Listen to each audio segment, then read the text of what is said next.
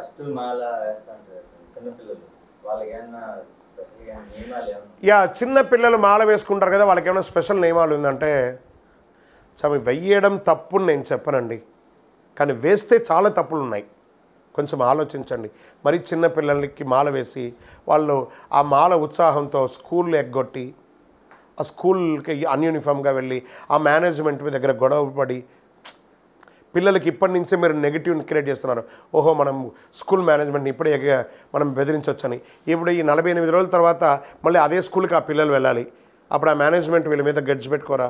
ఒకసారి ఆలోచించండి. చిన్నపిల్లల్ని సివిల్గా తీసుకొని వెళ్ళండి. వాళ్ళకి మెచ్యూరిటీ లెవెల్ వచ్చిన తర్వాత చక్కగా మాల వేసుకొని శబరిమలకి తీసుకెళ్ళండి.